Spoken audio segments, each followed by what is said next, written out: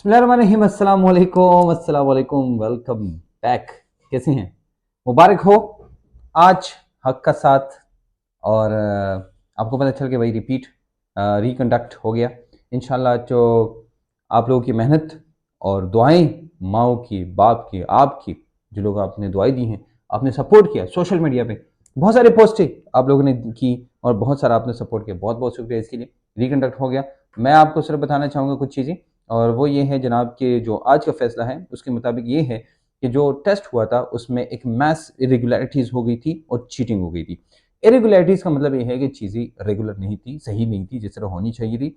Cheating का मतलब है बहुत ज़्यादा इसमें करप्शन, चीटिंग लोगों ने नकल की है, और उसके मुताबिक ये है कि अनाउंस, और फिर ये कहते हैं कि इसकी जिम्मेदारी है, जो जिम्मेदारी है वो पूरी नहीं कर सकी ईटा वाले, इसलिए इस टेस्ट को हम कंसिडर नहीं कर सकते। इसमें और भी लिखा है कि ये जो टाइम फ्रेमवर्क में जो हुआ था, मतलब जिस टाइम पे ये टेस्ट हुआ था, जो 10 तारीख को, इसका मतलब है कि इस टेस्ट को हम कैंसिल करते हैं, ख़त्म करते हैं। अब डिस्कशन बहुत लंबी है, लेकिन इस डिस्कशन के मुताबिक ये है कि ये जो फैक्ट्स हैं जो कि जीआईटी ने हमें दिए हैं, प्रोविंशियल गवर्नमेंट ने दिए हैं, तो जीआईटी ने ये कहा था कि इसमें 1000 से ज़्यादा ब्लूटूथ इस्तेमाल हो गए हैं। ये पेपर एक दिन पहले लीक हुआ था। इसमें बड़े बड़े पुलिस के अफसरान शामिल हैं, इसमें बहुत सारे ब्यूरोक्रेट्स हैं वो शामिल हैं, वगैरह वगैरह। बहुत सारी ऐसी बातें हैं जो उन्होंने लिखी थी, वो सारी बातें उन्होंने कंसिडर की कोर्ट ने, और कहा कि जो प्रोविंशियल गवर्नमेंट है उस गवर्नमेंट ने इस सिंडिकेट को कैंसिल किया। उनका जो डिसीजन है, उसी डिसीजन को जीआईटी की रिपोर्ट के मुताबिक कि ये मैस चीटिंग, इरेगुलरिटीज, लोग इन्वॉल्व थे, बड़े बड़े लोग इन्वॉल्व थे इसमें। 3.5 बिलियन रुपीस जो है वो इन्वॉल्व थे, और बाकी चीज़ें जितनी भी चीज़ें हैं वो है। अगर थोड़ा सा हो गया है मुझसे तो आई गेस, हाँ, तो ये सारी चीज़ें जो इन्वॉल्व हैं, इसके मतलब ये है कि ये टेस्ट जो है इसका हम रिलायबल टेस्ट नहीं कह सकते।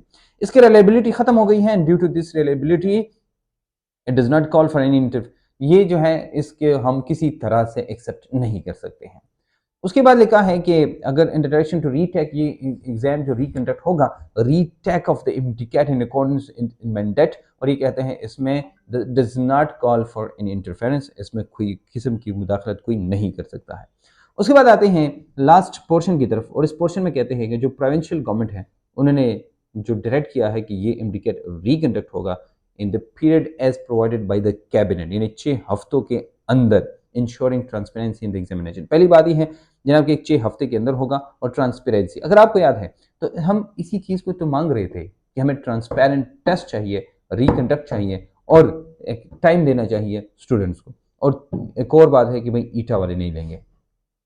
Direct the council to notify to the provincial government after consulting the admitting university as well as the provincial government a date for the MTCAT across the province within the time frame of the 6 weeks.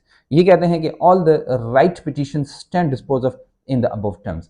अब ये जो ऊपर वाली बातें हैं, ये बात इधर खत्म होती है और इस बात को हम दोबारा खोल नहीं सकते। वो क्या बातें हैं? नंबर 1, प्रोविंशियल गवर्नमेंट जो है ये सारे के सारे कंसल्ट करेंगे एडमिटिंग यूनिवर्सिटी के साथ, यानी केएमयू के साथ, वो एक डेट प्रोवाइड करेंगे जो कि 6 वीक्स के अंदर होगा। अब ये कब होगा? ये तब होगा जब से ये फैसला आया है। ये फैसला आज आया, यानी आज की तारीख, यानी 9 तारीख को ये फैसला आया है।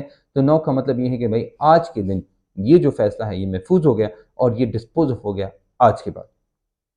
अब इसका मतलब ये हुआ कि ये जो 12 नवंबर और 19 नवंबर हमारे पास मोस्ट एक्सपेक्टेड डेट्स हैं, इस डेट को हो सकता है कि 19 के बाद जो संडे आता है उसको भी ये टेस्ट हो सकता है, लेकिन ये होगा।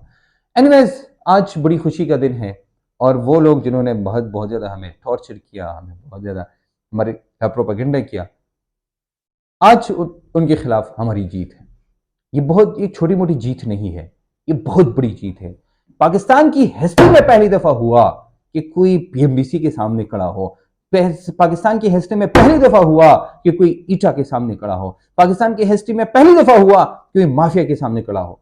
तो इसमें सबसे बड़ा जो रोल है वो आपको पता है किसका है, आप सबको पता है। आपको मैंने पहले भी कहा था, याद रखना कि आपके रिकंडक्ट में सबसे ज्यादा रोल किसने अदा किया, आपकी रिकंडक्ट में सबसे ज्यादा इंकरेज किसने किया, आपकी रिकंडक्ट में जब आप मायूस हो गए तो सबसे पहले कौन खड़ा था आपके साथ, आपको याद होना चाहिए। डॉक्टर ताहिर को मेरा सलाम, डॉक्टर रफ़ी को मेरा सलाम, उन पेरेंट्स को, उस्मान गनी साहब को मेरा सलाम, बहरआलम साहब को मेरा सलाम, उन स्टूडेंट्स को जिसमें जीशान है, निहार अली है, असमतुल्लाह है, तौकीर है, बहुत सारे और स्टूडेंट्स हैं जिनके नाम मैं भूल गया हूँ या मैं नहीं ले सका इधर, उन सबको मेरा सलाम, बहुत बहुत शुक्रिया, आपको कंग्रेचुलेशन। आई एम श्योर कि इंशाल्लाह आज के बाद कोई ये हिम्मत नहीं कर सकेगा, ये करेगा, ऐसा कोई तरीका इस्तेमाल करें, अगर करेगा फिर उनको पता है दो बड़े बड़े माउंटेन्स खड़े हैं, हम उनके साथ खड़े हैं।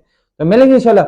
मैं अब देखूंगा भाई अगर आपकी मोहब्बत कितनी है, ये वीडियो कितनी आप शेयर करते हैं, आज दिखाए उनको, अपनी मोहब्बत दिखाए, हमारे साथ आपकी मोहब्बत कितनी है और हमारी मोहब्बत आपके साथ कितनी है।